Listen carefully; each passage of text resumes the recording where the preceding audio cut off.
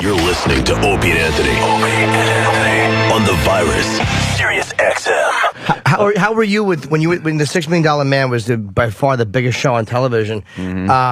Did you remember those moments and like try to be nicer to the crew? Like that was kind of. Yeah, I learned. I also worked for another tough lady, Barbara Stanwyck. And she was really more my mentor than anybody else. And I learned to be on time, I want to tell you. Be on time, know your lines, and keep your mouth shut unless you talk to. Did you make the error of being late? You were on that show, too. No, you kind of, when you're working around someone, you kind of, you absorb everything you can. And she knew that I was doing that, and she kind of took me under her wing and made it very nice for me. She helped me a lot. I forgot you were on that show. Yeah, that was. Well, we're doing the movie after the first of the year. The Big Valley as a theatrical. Yeah, Big Valley. And I went in to meet the producer and director, and I said, I guess you want me to play my original part. And they said, no, want you to play the father of your original part. That's full circle coming around there. Yeah, so we'll start that next year. So. That was it. I remember. Yeah, you were pretty young in that. How old 23. were you? 23. Yeah. Working with Barbara Stanwyck. Yeah. That can I get back to the $6 Million Man, because Stephen S. from Bayshore is a huge fan of the show. Yeah. And I want to see if this is true. He says, during the filming of an episode of the $6 Million Man, one of the carnival dummies turned out to be a mummified criminal. Is that true? That's correct. It was discovered when someone broke off its arm and saw bones inside. It was me. Well, it wasn't exactly me. I was with a makeup guy, and we were wandering around this. It was kind of a haunted house kind of thing down in Long Beach.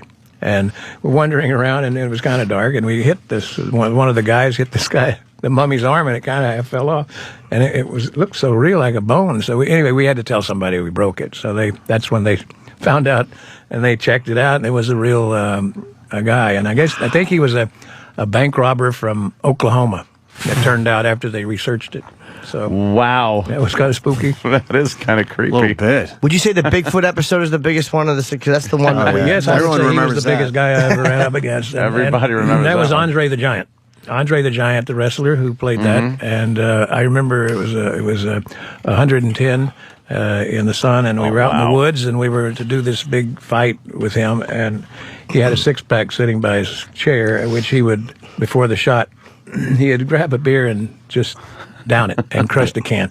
Down the next one. He did the whole six that way. And they said, okay, let's get this shot. So I'm going over, and yeah, nice. Oh, that's the mummy. Anyway, I was going over, and he was supposed to pick me up and toss me a little bit. Well, he picked me up and tossed me about 10 yards. Wow, and I'm laying there, and then he's got to come and run and just dive and land on me, and I'm there thinking he's going to crush me. Yeah. And all of a sudden the sun disappears. It's a black cloud, and here he comes, and I'm squinching up and waiting for it. And he didn't touch me. He did not touch me.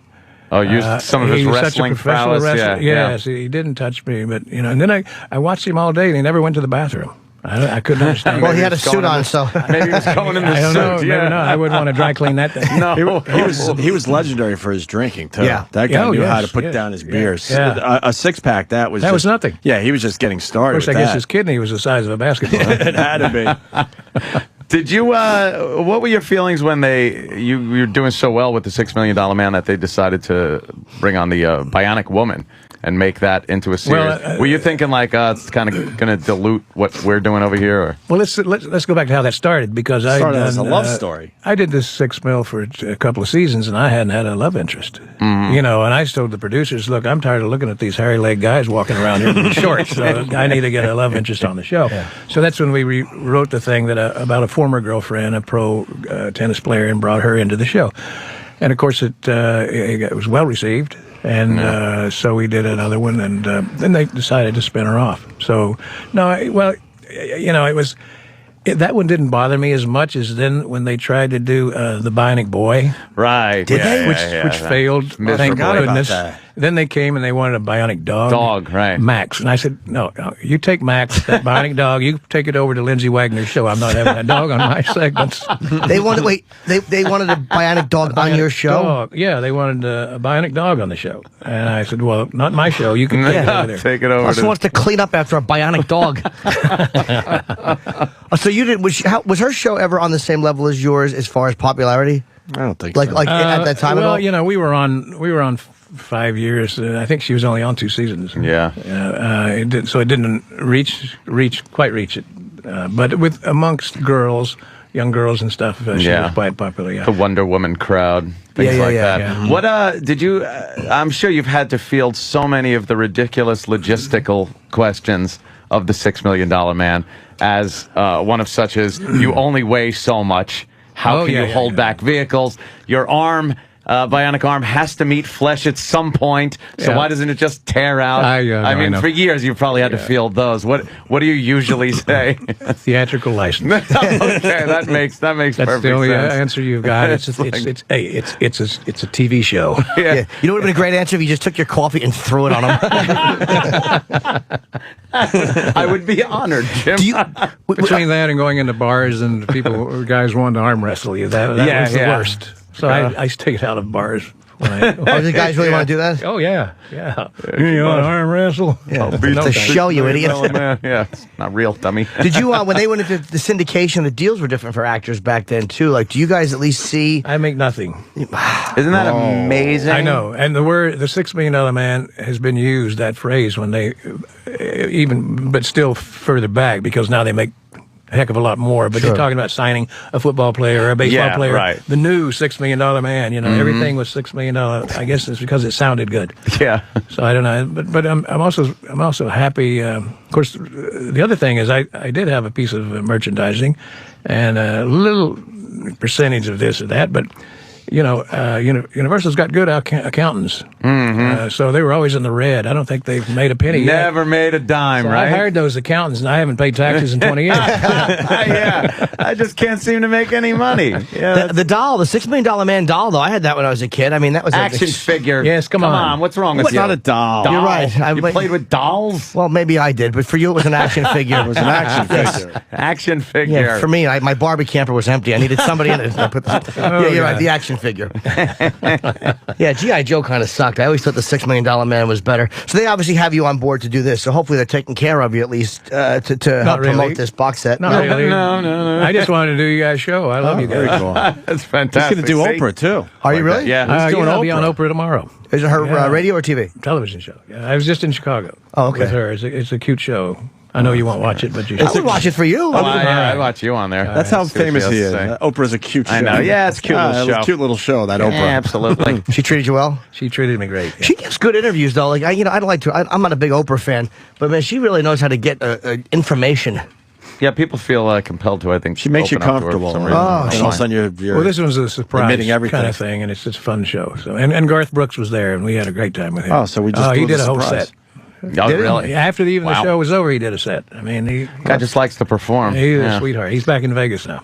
Oh, What really? was the theme of the Yeah, show with you and Garth? Was it? Well, I wasn't connected with him. It's kind of a surprise. Okay. I can't reveal it. You'll have to watch. All right, tomorrow afternoon at 4 o'clock. We'll watch Oprah. I should have you go. pretended I didn't What know when else she you was gotta on. You want to watch it together, Jimmy? Yeah, in the I'd love bar. to. Yeah. We can eat bonbons like a couple of sissies. But I should have said, what is it, 3 or 4? But I was like, 4 o'clock, Oprah, on the channel. Anyway, remember, guys, this Yes. box is not available in stores. Where do you get it? A lot of people are going to go down to the video store and say, "Where's the thing?" They're not going to find it. Well- It's only online for 1 year. I think we should put it in stores, no, Lee? Well, it will be probably starting next year. Okay. But I mean, I would go down if I saw it's being released. I'd go down to the store and try to find it, but you can't. It's just Time Life has it for license for a year. Okay. And Are you doing commentary and all that on this, too? there's 17 hours of bonus Commentary. stuff on there. I did a 2-hour interview. I don't know what they Wow. had on there. It's probably stuff I probably shouldn't have ever said. But I just saw it the other day. It's quite attractive. What's the website that they go to get it? 6mdm.com. SIX Thanks for asking. MDM Do 6mdm.com. you spell out 6, though? SIX. I can do the Either way? Probably number do it either 6. way. Oh, they were That smart. would be They got smart both. to Okay. do. Yeah. Okay, good. Yeah, that's pretty easy to remember. MDM. Yeah. If you can't remember $1 Million Man, you're not going to know what to do with this box. You're going to try to eat it when it comes in the mail anyway.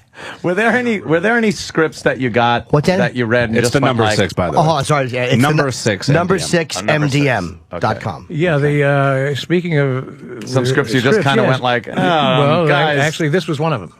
Really? I was doing a lawyer series, Owen Marshall, Counsel at Law Oh, yeah. at University, and they sent me down this script called Cyborg, and I read it. And yeah, you got to Cyborg. remember, at the time, Batman and Robin was a very show. It was a very campy show. Campy, right. Where the slam, pam, bam, all that with the fights and stuff. And I'm reading this, and he runs 60 miles an hour, and he jumps tall buildings, and I'm going, I can't do this. Is this, if you're thinking about doing a camp show, I'm out. So right. Anyway, that was quickly.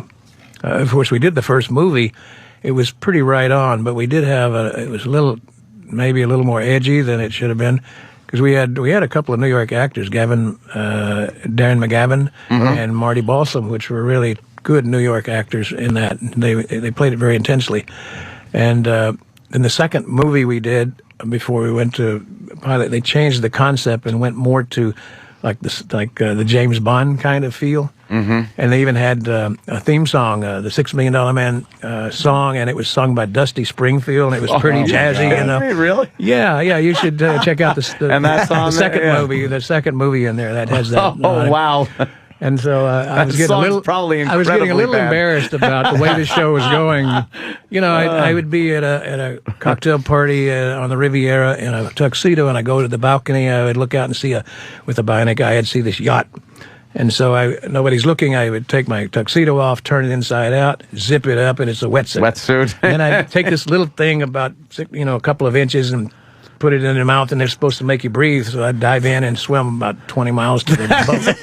So it was a little too James Bondy and gimmicky for me. So when we went to Sirius, I said, look, the only way I'll do this is let's make him more human. Let's don't do the bionics every 5 seconds. Right. Use them when they're needed, and make the guy human and have some relationship in the show. So that's the way we went. And apparently it worked. How long into it did you realize that this was a massive success? When I finished it. Oh, by the time you're done? Yeah.